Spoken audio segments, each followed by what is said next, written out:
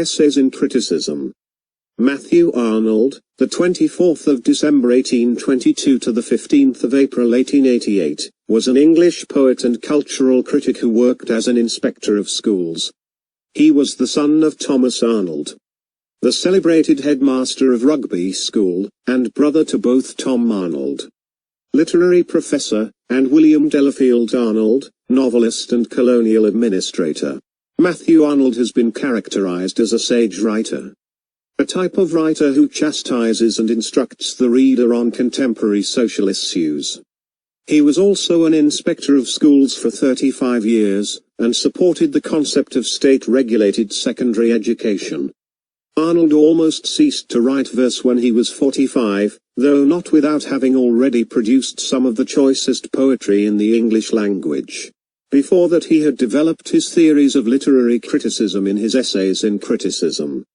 And about the time of his withdrawal from Oxford he published Culture and Anarchy, in which his system of philosophy is broadly outlined. Later, in St. Paul and Protestantism, Literature and Dogma and God and the Bible, he tried to adjust Christianity according to the light of modern knowledge. In his lectures on translating Homer, he had expressed views on criticism and its importance that were new to, and so were somewhat adversely discussed by the press.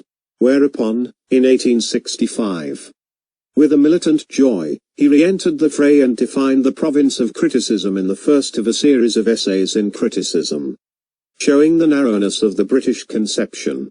The literary influence of academies was a subject that enabled him to make a further comparison between the literary genius of the French and of the English people. And a number of individual critiques that followed only enhanced his great and now undisputed position both as a poet and as a critic. The argument of the two general essays is given here. 1. Creative power and critical power. Many objections have been made to a proposition of mine about criticism, of the literature of France and Germany. As of the intellect of Europe in general, the main effort, for now many years, has been a critical effort. The endeavor, in all branches of knowledge, to see the object as in itself it really is. I added that almost the last thing for which one would come to English literature was just that very thing which now Europe most desired, criticism, and that the power and value of English literature were thereby impaired. More than one rejoinder declared that the importance here again assigned to criticism was excessive, and asserted the inherent superiority of the creative effort of the human spirit over its critical effort. A reporter of Wordsworth's Conversation quotes a judgment to the same effect. Wordsworth holds the critical power very low, indeed, infinitely lower than the inventive. The critical power is of lower rank than the inventive, true, but, in assenting to this proposition, we must keep in mind that men may have the sense of exercising a free creative activity in other ways than in producing great works of literature or art, and that the exercise of the creative power in the production of great works of literature or art is not at all epochs and under all conditions possible. This creative power works with elements, with materials. What if it has not those materials ready for its use? Now, in literature, the elements with which creative power works are ideas, the best ideas on every matter which literature touches, current at the time. The grand work of literary genius is a work of synthesis and exposition. Its gift lies in the faculty of being happily inspired by a certain intellectual and spiritual atmosphere, by a certain order of ideas, when it finds itself in them, of dealing divinely with these ideas, presenting them in most effective and attractive combinations, making beautiful works with them, in short. But it must have the atmosphere. It must find itself amidst the order of the ideas, in order to work freely, and these it is not so easy to command. This is really why great creative epochs in literature are so rare.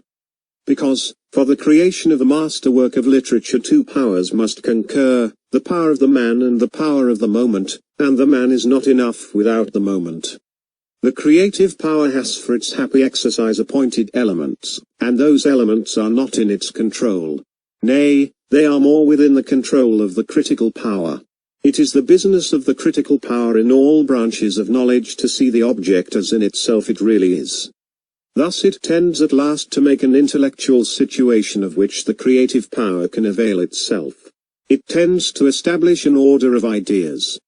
If not absolutely true, yet true by comparison with that which it displaces, to make the best ideas prevail. Presently these new ideas reach society, the touch of truth is the touch of life, and there is a stir and growth everywhere. Out of this stir and growth come the creative epochs of literature. 2. The literary atmosphere. It has long seemed to me that the burst of creative activity in our literature through the first quarter of the 19th century had about it something premature, and for this cause its productions are doomed to prove hardly more lasting than the productions of far less splendid epochs. And this prematureness comes from its having proceeded without having its proper data, without sufficient materials to work with.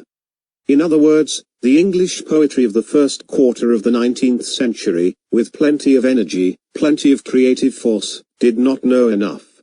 This makes Byron so empty of matter, Shelley so incoherent, Wordsworth, profound as he is, so wanting in completeness and variety. It was not really books and reading that lacked to our poetry at this epoch.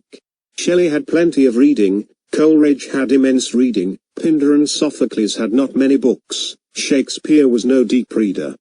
True, but in the Greece of Pindar and Sophocles and the England of Shakespeare the poet lived in a current of ideas in the highest degree animating and nourishing to creative power. Such an atmosphere the many-sided learning and the long and widely combined critical effort of Germany formed for Goethe when he lived and worked. In the England of the first quarter of the 19th century there was neither a national glow of life and thought, such as we had in the age of Elizabeth, nor yet a force of learning and criticism, such as was to be found in Germany. The creative power of poetry wanted, for success in the highest sense, materials and a basis, a thorough interpretation of the world was necessarily denied to it. At first it seems strange that out of the immense stir of the French Revolution and its age should not have come a crop of works of genius equal to that which came out of the stir of the great productive time of Greece, or out of that of the Renaissance, with its powerful episode of the Reformation. But the truth is that the stir of the French Revolution took a character which essentially distinguished it from such movements as these. The French Revolution found, undoubtedly, its motive power in the intelligence of men, and not in their practical sense. It appeals to an order of ideas which are universal, certain, permanent. The year 1789 asked of a thing, is it rational? That a whole nation should have been penetrated with an enthusiasm for pure reason is a very remarkable thing when we consider how little of mind, or anything so worthy or quickening as mind, comes into the motives which in general impel great masses of men. In spite of the crimes and follies in which it lost itself, the French Revolution derives, from the force, truth and universality of the ideas which it took for its law, a unique and still living power, and it is, and will probably long remain, the greatest, the most animating event in history. But the mania for giving an immediate political and practical application to all these fine ideas of the reason was fatal. Here an Englishman is in his element. On this theme we can all go on for hours. Ideas cannot be too much prized in and for themselves, cannot be too much lived with, but to transport them abruptly into the world of politics and practice, violently to revolutionize this world to their bidding. That is quite another thing. Force and right are the governors of the world, force till right is ready, Joubert has said.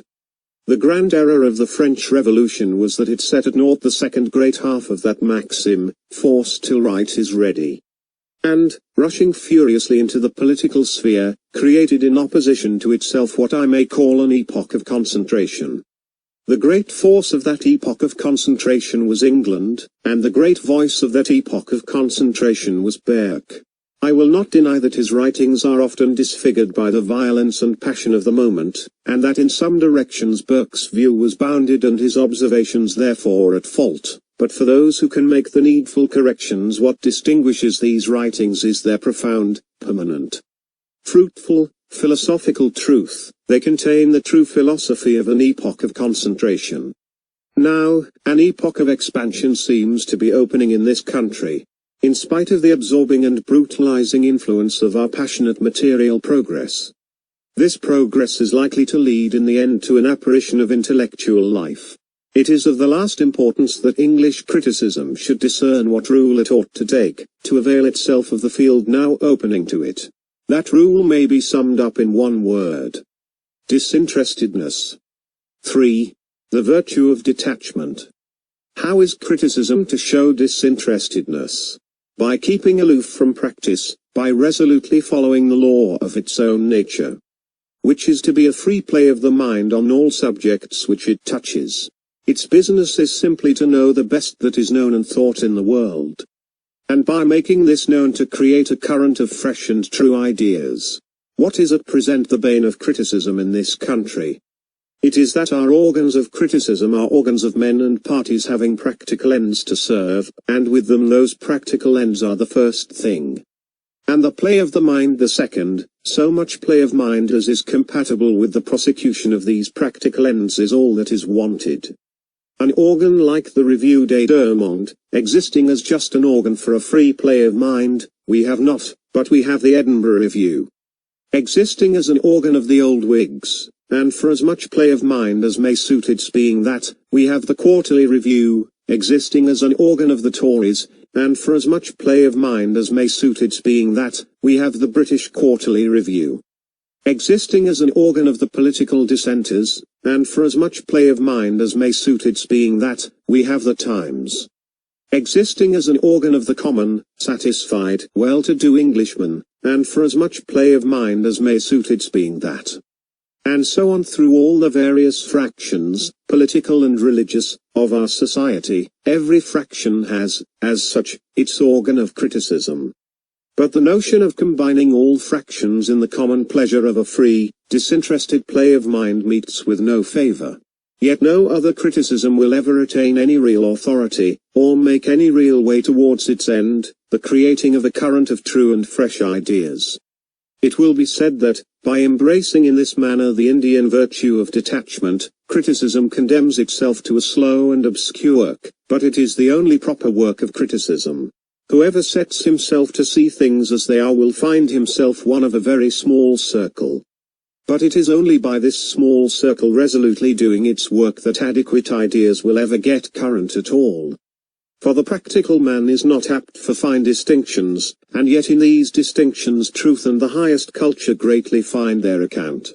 To act is so easy, as Goethe says, and to think is so hard. Criticism must maintain its independence of the practical spirit and its aims. Even with well-meant efforts of the practical spirit it must express dissatisfaction if, in the sphere of the ideal, they seem impoverishing and limiting. It must be apt to study and praise elements that for the fullness of spiritual perfection are wanted, even though they belong to a power which, in the practical sphere, may be maleficent. It must be apt to discern the spiritual shortcomings of powers that in the practical sphere may be beneficent. By the very nature of things much of the best that is known and thought in the world cannot be of English growth, must be foreign. By the nature of things, again, it is just this that we are least likely to know, while English thought is streaming in upon us from all sides, and takes excellent care that we shall not be ignorant of its existence. The English critic must dwell much on foreign thought, and with particular heed on any part of it, which, while significant and fruitful in itself, is for any reason specially likely to escape him. Again, judging is often spoken of as the critic's business, and so in some sense it is. But the judgment which almost insensibly forms itself in a fair and clear mind, along with fresh knowledge, is the valuable one, and, therefore, knowledge, and ever fresh knowledge, must be the critic's great concern for himself. And it is by communicating fresh knowledge, and letting his own judgment pass along with it, as a sort of companion and clue, that he will generally do most good to his readers. To get near the standard of the best that is known and thought in the world, every critic should possess one great literature at least beside his own, and the more unlike his own the better. For the criticism I am concerned with regards Europe as being for intellectual and spiritual purposes one great confederation, bound to a joint action and working to a common result. I conclude with what I said at the beginning. To have the sense of creative activity is not denied to criticism, but then criticism must be sincere, simple, flexible, ardent, ever widening its knowledge. Then it may have, in no contemptible measure, a joyful sense of creative activity, a sense which a man of insight and conscience will prefer to that he might derive from a poor, starved, fragmentary, inadequate creation. And at some epochs no other creation is possible. Still, in full measure, the sense of creative activity belongs only to genuine creation. In literature we must never forget that. But what true man of letters ever can forget it? It is no such common matter for a gifted nature to come into possession of a current of true and living ideas, and to produce amidst the inspiration of them, that we are likely to underrate it. The glorious epochs of Aeschylus and Shakespeare make us feel their preeminence. In an epoch like those is the true life of literature, there is the promised land towards which criticism can only beckon. 4. Should we have an academy? It is impossible to put down a book like The History of the French Academy by Pelisson and Olivet without being led to reflect upon the absence in our own country of any institution like the French Academy, upon the probable causes of this absence, and upon its results. Improvement of the language was the declared grand aim for the operations of that academy. Its statutes of foundation say expressly that the Academy's principal function shall be to work with all the care and all the diligence possible at giving sure rules to our language, and rendering it pure, eloquent and capable of treating the arts and sciences. It is said that Richelieu had it in his mind that French should succeed Latin in its general ascendancy, as Latin had succeeded Greek. If it were so, even this wish has to some extent been fulfilled. This was not all Richelieu had in his mind, however. The new academy was meant to be a literary tribunal, a high court of letters, and this is what it has really been. Such an effort, to set up a recognized authority, imposing on us a high standard in matters of intellect and taste, has many enemies in human nature. We all of us like to go our own way, and not to be forced out of the atmosphere of commonplace habitual to most of us. We like to be suffered to lie comfortably on the old straw of our habits, especially of our intellectual habits, even though this straw may not be very fine and clean. But if this effort to limit the freedom of our lower nature finds enemies in human nature, it also finds auxiliaries in it. Man alone of living creatures, says Cicero, goes feeling after the discovery of an order, a law of good taste. Other creatures submissively fulfill the law of their nature. Now in France, says M. Sainte-Beuve, the first consideration for us is not whether we are amused and pleased by a work of art or of mind, or is it whether we are touched by it. What we seek above all to learn is whether we were right in being amused with it, and in applauding it, and in being moved by it. A Frenchman has, to a considerable degree, what one may call a conscience in intellectual matters. Seeing this, we are on the road to see why the French have their academy and we have nothing of the kind. What are the essential characteristics of the spirit of our nation? Our greatest admirers would not claim for us an open and clear mind, a quick and flexible intelligence. Rather would they allege as our chief spiritual characteristics energy and honesty. Most important and fruitful qualities in the intellectual and spiritual, as in the moral sphere, for, of what we call genius, energy is the most essential part. Now, what that energy, which is the life of genius, above everything demands and insists upon, is freedom. Entire independence of authority, prescription and routine, the fullest power to extend as it will. Therefore, a nation whose chief spiritual characteristic is energy will not be very apt to set up in intellectual matters a fixed standard, an authority like an academy. By this it certainly escapes real inconveniences and dangers, and it can, at the same time, reach undeniably splendid heights in poetry and science. We have Shakespeare, and we have Newton. In the intellectual sphere there can be no higher names. On the other hand, some of the requisites of intellectual work are specially the affair of quickness of mind and flexibility of intelligence. In prose literature they are of first-rate importance. These are elements that can, to a certain degree, be appropriated, while the free activity of genius cannot. Academies consecrate and maintain them, and therefore a nation with an eminent turn for them naturally establishes academies. 5. Our loss through provinciality. How much greater is our nation in poetry than prose? How much better do the productions of its spirit show in the qualities of genius than in the qualities of intelligence? But the question as to the utility of academies to the intellectual life of a nation is not settled when we say that we have never had an academy, yet we have, confessedly, a very great literature. It is by no means sure that either our literature or the general intellectual life of our nation has got already without academies all that academies can give. Our literature, in spite of the genius manifested in it, may fall short in form, method, precision, proportions, arrangement. All things where intelligence proper comes in. It may be weak in prose. Full of haphazard, crudeness, provincialism, eccentricity, violence, blundering, and instead of always fixing our thoughts upon the points in which our literature is strong, we should, from time to time, fix them upon those in which it is weak.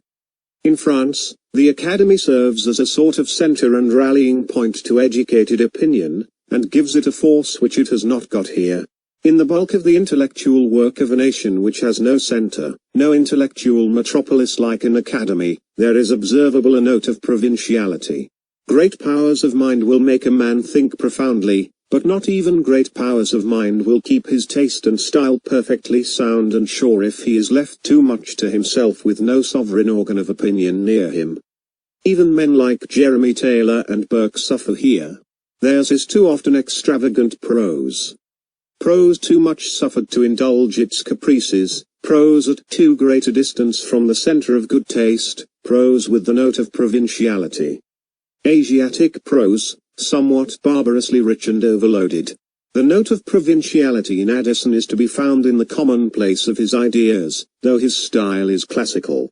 Where there is no centre like an academy, if you have genius and powerful ideas, you are apt not to have the best style going. If you have precision of style and not genius, you are apt not to have the best ideas going. The provincial spirit exaggerates the value of its ideas for want of a high standard at hand by which to try them. It is hurried away by fancies.